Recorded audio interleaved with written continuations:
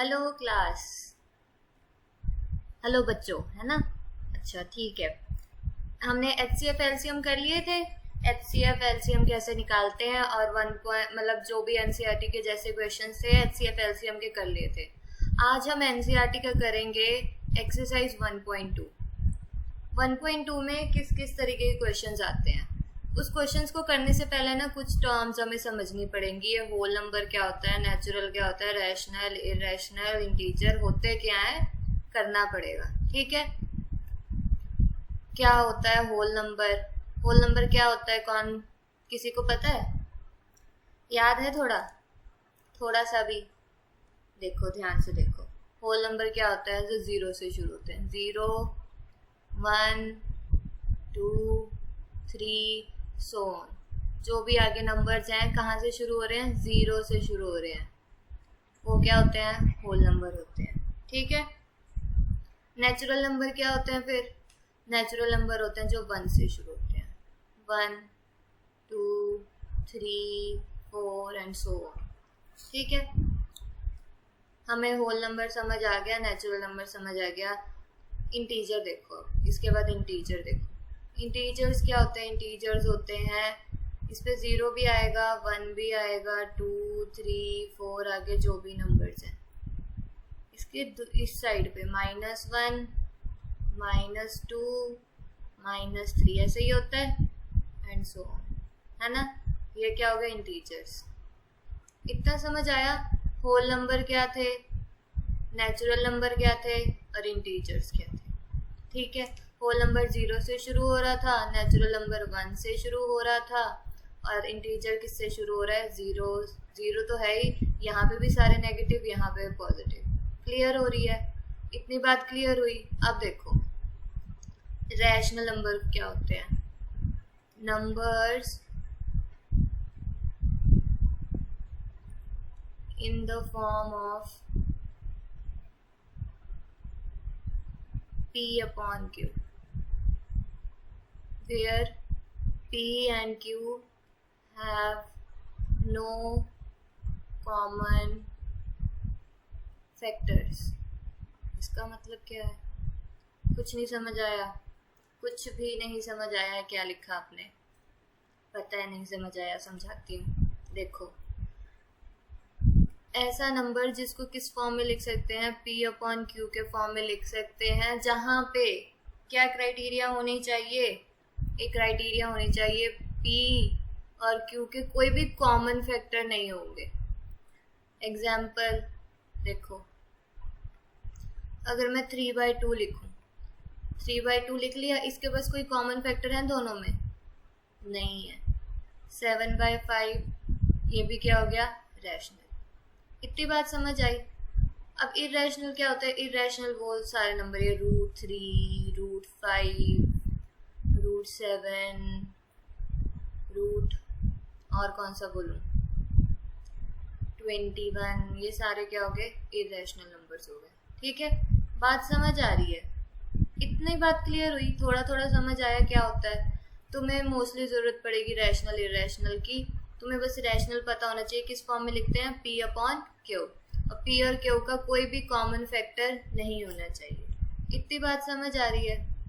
Rational number का मतलब वो है P अपॉन Q के फॉर्म में लिख सकती हूँ, बट उनका P अपॉन Q में क्या होना है? कोई भी कॉमन फैक्टर्स नहीं होने चाहिए, जैसे कि 3/2, 7/5। अभी कोई एग्जाम्पल दे रही हूँ, देखना जरा। ये तुम्हारा रैशनल नंबर है 16/64। रैशनल नंबर है तुम्हारा? नहीं है। क्यों नहीं है? 16 को कैसे लिख सकते हो तुम? 2⁴ ऐसे लिख सकते हो। इसको कैसे लिख सकते हो? 2⁶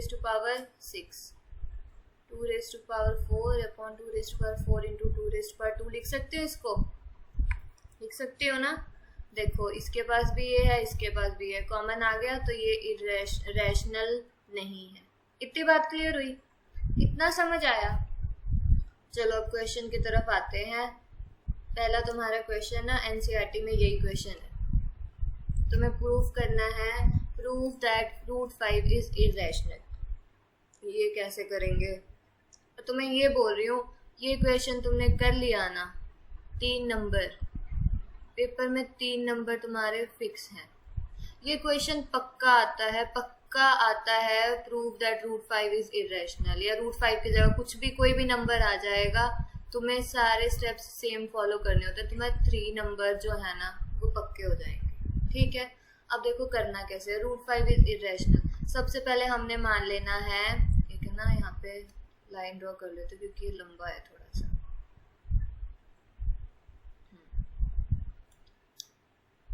लेट रूट 5 इज, मैंने मान लिया, चलो मान लिया इरेशनल नहीं है, रैशनल है। क्या मान लिया? Let root 5 is rational. तो मैंने बताया था रूट 5 को कैसे लिख सकते हैं, फिर हम लोग p अपॉन क्यू के फॉर्म में लिख सकते हैं।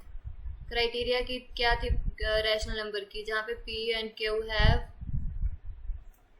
नो कॉमन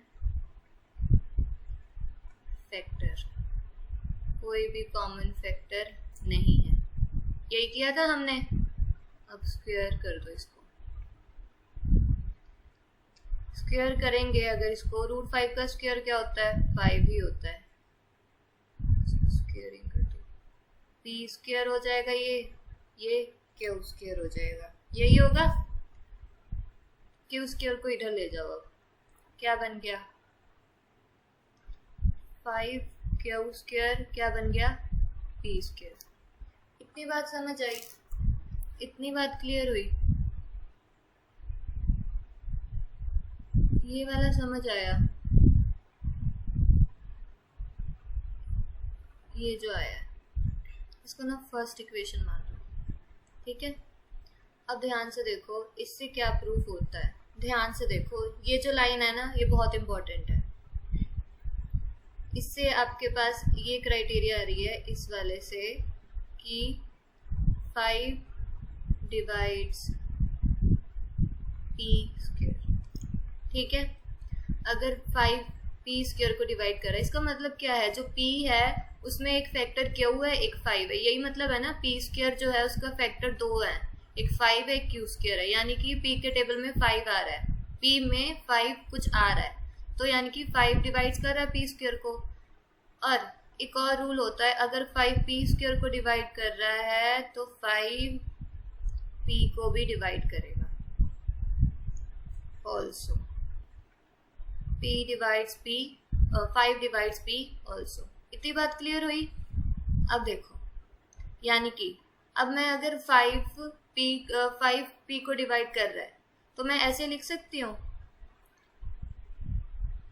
p को मैं ऐसे लिख सकती हूँ 5m लिख सकती हूँ। इतनी बात समझ आ रही है? अब जो ये तुम्हारा आया ना 5 को, p को जो तुमने 5m लिखा है, पुट इन इक्वेशन फर्स्ट। जो इक्वेशन फर्स्ट आई थी ना उसमें p की वैल्यू पुट कर दो। क्या बन रहा है? 5q स्क्वायर क्या बन गया तुम्हारा? 5m का होल स्क्वायर, यही बन गया। इसके बाद क्या बन गया? ये 5q स्क्वायर क्या बन गया? 5 5 25m स्क्वायर। ये 5 इसको कट करके सिर्फ 5 बच गया। देखना क्या आया तुम्हारे पास अभी? q स्क्वायर क्या आ गया? 5m स्क्वायर आ गया। ठीक है, इतनी बात समझ आई? इसको अब सिंप्लीफाई फॉर्म में लिखने के लिए इसको थोड़ा सा ना रब कर देते हैं। इसको सिंप्लीफाई फॉर्म में ऐसे भी लिख सकते हैं, 5m स्क्वायर क्या आ गया? q स्क्वायर आ गया। कोई प्रॉब्लम तो नहीं है तुम्हें?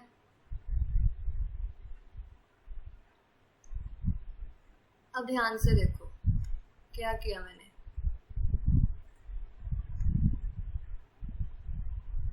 बिल्कुल सेम इसी तरीके से इक्वेशन नहीं बन गई है? जो ये वाली इक्वेशन है, जो ये वाली इक्वेशन आई दिख रही है, बिल्कुल सेम ऐसी नहीं बन गई? हाँ जी, दिख तो रही है। तो बिल्कुल सेम इसने भी वही हमारे कंक्लूजन निकाला है कि क्या 5 डिवाइड्स q स्क्वायर, 5 क्या कर रहा है, डिवाइड कर रहा है। अगर क्यू स्क्वायर को कर रहा है तो 5 डिवाइड्स क्यू स्क्वायर ऑल्सो। इतनी बात क्लियर हुई। 5 क्या कर रहा है, क्यू स्क्वायर को भी डिवाइड कर रहा है। अब देखो, सॉरी यहाँ पे क्यू आएगा। इतनी बात समझ आई। अब देखो यहाँ से कंक्लूजन क्या आ रहा है,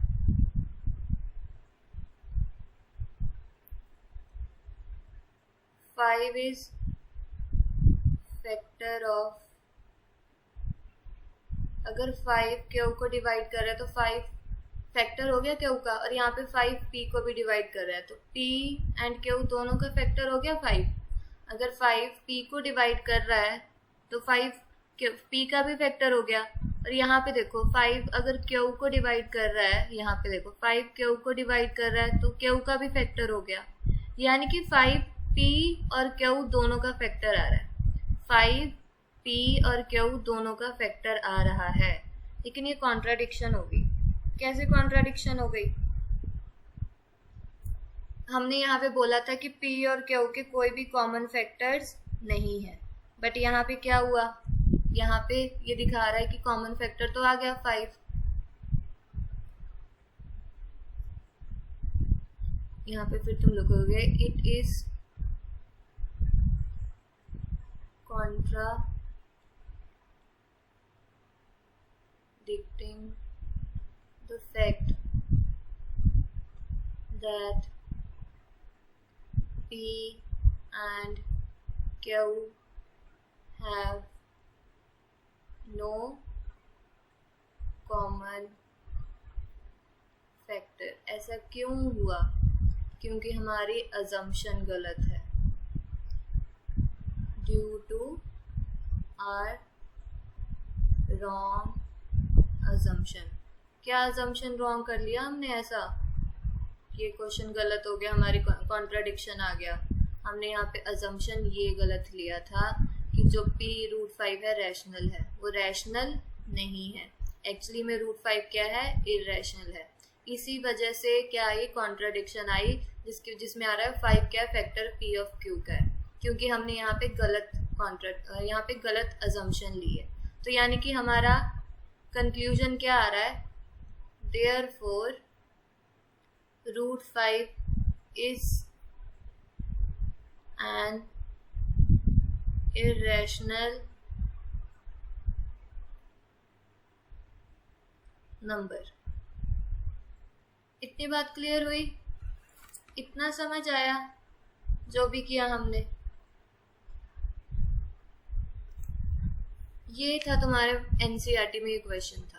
अब फिर से एक बार अच्छे से समझा दे रही हूँ, क्योंकि थोड़ा सा ना ये मुश्किल है, याद करने वाला क्वेश्चन है ये, और तुम्हें याद ही करना पड़ेगा, इस क्वेश्चन को याद ही करना पड़ेगा कि किस तरीके से करना है। ठीक है, देखो सबसे पहले क्या लिखा मैंने, आपको प्रूव करना था √5 इरेशनल है।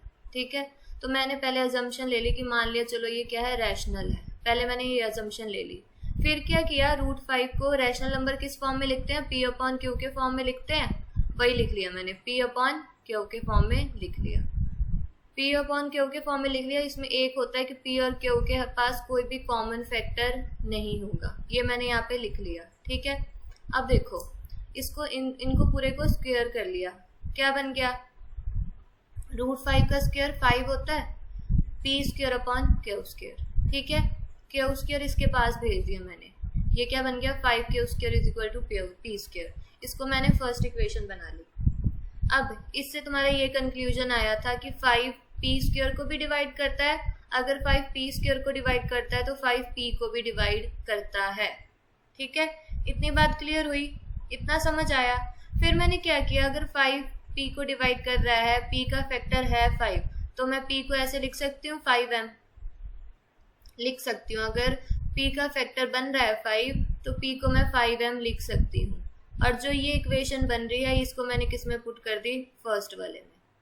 ठीक है, फर्स्ट वाले में p की वैल्यू पुट कर दी, 5q² ऐसे ही रहा, 5m, p 5m था, पुट कर दिया। 5q² क्या बन गया, 5 5 से 25m², 5 को 25 से कैंसिल कर दिया, 5 बचा। क्या आ गया तुम्हें पास, q² क्या आ गया, 5m² आ गया। और इसको मैंने सिंप्लीफाई इस तरीके से लिखा ताकि ये तुम्हें कंफ्यूज ना हो पाओ, इसको इक्वेट कर सको, ठीक है। तो 5m² क्या बन गया, क्यू² बन गया। बिल्कुल सेम यही क्राइटेरिया नहीं आ गया, बिल्कुल सेम जैसे पहले किया था, वही चीज आ गई। तो 5 डिवाइड्स क्यू² और 5 डिवाइड्स क्यू। अब ध्यान से देखो, यहाँ पे 5 का भी फैक्टर बन रहा है, यहाँ 5p का भी फैक्टर बन रहा है ना। यहाँ 5p का भी फैक्टर बन रहा है, यहाँ 5 का भी फैक्टर बन रहा है। तो 5 is factor of both p and q। But हमने यहाँ पे क्या लिखा था, p और q का कोई भी कॉमन फैक्टर नहीं होता है। आ गया कॉमन फैक्टर तो हमने गलत किया है सब कुछ, और तुम्हें गलत करके ही दिखाना है। ये क्या बात हुई दीदी, गलत करके दिखाना है? यही बात है, तुम्हें गलत करके ही दिखाना है, ठीक है। तो तुम्हारे पास क्या आ गया, it is contradicting the fact that p and q have no common factors. हमने क्या बोला था कि इनके पास कोई कॉमन फैक्टर नहीं है, लेकिन इसके पास आ गया। क्यों आया? क्योंकि हमारी रॉन्ग अजम्पशन के वजह से। Therefore root 5 is an irrational number. इतनी बात क्लियर हुई? ये था तुम्हारे पास एनसीईआरटी का क्वेश्चन। ये कौन सा क्वेश्चन था? एनसीईआरटी का था। रूट 5, एक एग्जाम्पल में तुम्हारे पास रूट 3 है। रूट 3 अब खुद करके देखना है, और सिर्फ ये 2 क्वेश्चन करके नहीं रुकना। आर.डी. शर्मा उठानी है, उसमें से क्वेश्चन करने हैं। अगर तुम चाहते हो आर.डी. शर्मा से मैं क्वेश्चन करवाऊं तो मुझे बताना कि करवाना है कि नहीं। आर.डी. शर्मा में जो भी तुम्हें नंबर्स दिख रहे हैं इस फॉर्म में, रूट 7, रूट 11, तुम्हें करना है, ठीक है। ये एनसीईआरटी का क्वेश्चन था। अब एक ये क्वेश्चन हो गया। अब देखो, एक इस तरीके के क्वेश्चन आते हैं, prove that 3 + 2 root 5 is irrational number. एक इस तरीके के क्वेश्चन भी आते हैं। वो तो सिर्फ सिंपल था ना, रूट 5 था। अब इसमें देखो, ये थोड़ा सा बड़ा नंबर है, इसको करने का तरीका थोड़ा अलग है, ठीक है। देखो बिल्कुल सेम, पहला स्टेप सेम ही है। लेट 3 + 2 रूट 5 क्या माना था पहले हमने, इज रैशनल। क्या मान लिया पहले मैंने, रैशनल मान लिया। तो 3 + 2 रूट 5 को मैं कैसे लिख सकती हूँ, p/q के फॉर्म में लिख सकती हूँ, जहाँ पे यहाँ पे ऐसे लिखना है, p and q are integers. यहाँ पे ऐसे लिखोगे, ठीक है। इतनी बात समझ आई? अब देखो, जब भी ऐसे बड़ा सा नंबर आएगा ना, यहाँ पे जब भी आएगा, तो जो तुम्हारे पास इररेशनल दिख रहा है, इररेशनल ये वाला है ना रूट 5, इसको यहीं पे छोड़ दो और सारे नंबर्स को वहां पे लेके जाओ। पहले मैं 3 को लेके जा रही हूँ। 3 वहां पे प्लस हो रहा था, यहाँ पे क्या हो गया, माइनस। ऐसे ही होता है ना। 2 बचा है, अभी 2 को भी लेके जाना है। Half p/q -3। बात क्लियर हुई? बात समझ आ रही है? अब तुम्हें इसको सॉल्व करना है। ये 1 में 1 लिख सकते हैं, ऐसे ही होता है। ये क्या आ रहा है इसका एलसीएम, q, p - 3q।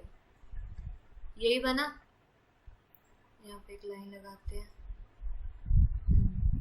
इतनी बात क्लियर हुई ना? अब ध्यान से देखो, यहाँ पे अब ऐसे लिखना है, p/q क्या था, इज रैशनल। रैशनल था ना। अगर p/q तुम्हारा रैशनल नंबर है, अगर p/q तुम्हारा रैशनल नंबर है, रैशनल नंबर में इंटीजर्स तुम माइनस करो, प्लस करो। यहाँ पे ध्यान से देखो, p/q रैशनल था, है ना। इसमें -3 इंटीजर था। इंटीजर माइनस करो, प्लस करो, डिवाइड करो, मल्टीप्लाई करो। यहाँ पे डिवाइड हो रहा है। फिर जो भी करो तुम रैशनल नंबर में इंटीजर्स के साथ, वो जो आंसर आएगा ना लास्ट में, वो भी क्या आएगा, रैशनल आएगा। तो यहाँ पे तुम लिखोगे p/q -3q is also rational. Rational के साथ कोई भी इंटीजर लेके आओ, उसको मल्टीप्लाई करो, प्लस करो, जो भी करो, वो भी क्या आएगा, रैशनल आएगा। बट रूट 5 क्या है? इरेशनल। इरेशनल है ना, तो तुमने क्या किया, इरेशनल को रैशनल से तुम इक्वेट कर रहे हो सकता है? ये नहीं हो सकता, ये तुमने गलत कर दिया। यहाँ पे फिर से गलत कर दिया। हाँ जी, तुमने इस एक्सरसाइज में तुमने गलती ही करनी है, ठीक है, गलत करके ही दिखाना है। फिर से ये आ गया, देयरफॉर आवर assumption was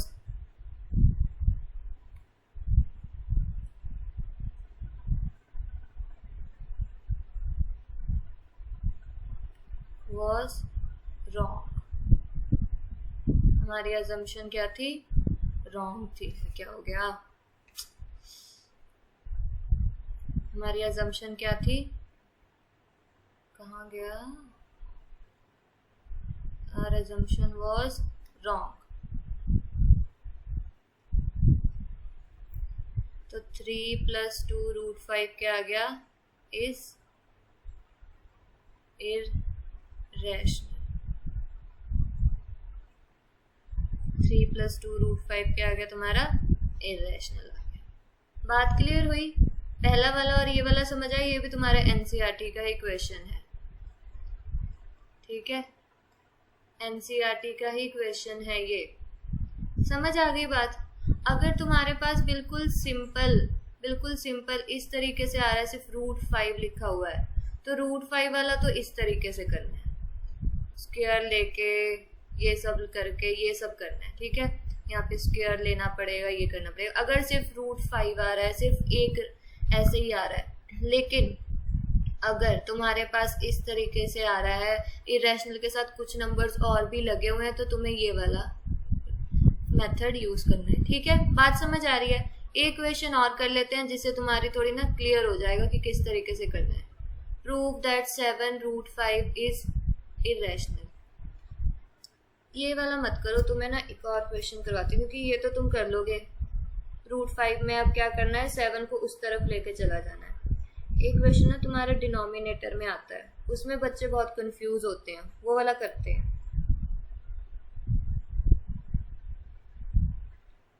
कौन सा क्वेश्चन है?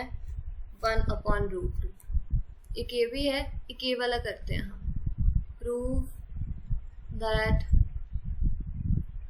1/√2 इज इरेशनल। क्या प्रूफ करना है हमें कि 1/√2 क्या है? इरेशनल है। बिल्कुल सेम जैसे किया था। यहाँ पे पहले एक लाइन लगाओ,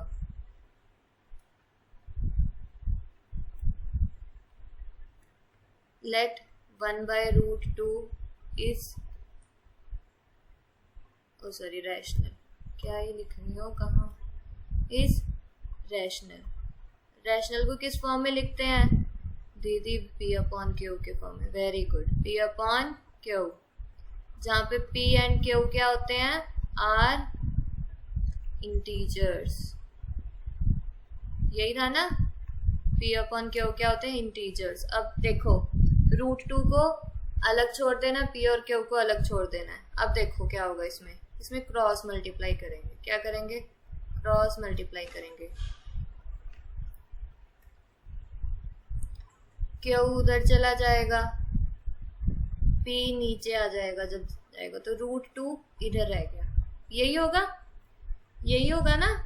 हाँ, यही होगा। तो यहाँ पे 1 था, इस तरीके से ही होगा। अब ध्यान से देखो, P/Q क्या था? Is rational. Therefore Q/P भी क्या होगा? Is also rational. बट √2 क्या है? इरेशनल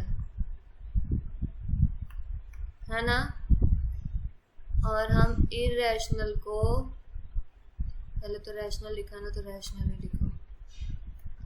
और हम रैशनल को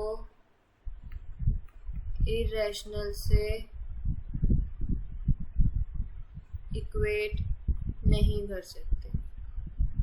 therefore our assumption was wrong। और 1/√2 क्या आ गया? is irrational। अब समझ आ रहा है? अब क्लियर हुआ थोड़ा सा? अब क्लियर हुआ कि किस तरीके से क्वेश्चंस करने हैं? जब भी तुम्हारे पास वो इरेशनल नीचे आ जाएगा डिवाइड में, प्लस में, माइनस में, तो ये वाला मेथड करना है। और वो सिंपल तरीके से आएगा तो जो सिंपल वाला किया था वो करना है। ठीक है, सिंपल तरीके से आएगा तो ये वाला करना है। और अगर प्लस माइनस डिवाइड मल्टीप्लाई जिस फॉर्म में भी आ गया तो तुम्हें इस तरीके से करना है। बात क्लियर हो रही है? समझ आया? ये वाले क्वेश्चंस ऐसे होते हैं कि पेपर में ये 2 क्वेश्चन में से एक पक्का आएगा, तुम्हें प्रैक्टिस करनी है। अब एनसीईआरटी में जो भी क्वेश्चंस है ना वो सारे करने हैं और आरडी शर्मा करनी है। आरडी शर्मा के करे बिना नहीं होगा, नहीं होगा, बिल्कुल भी नहीं होगा।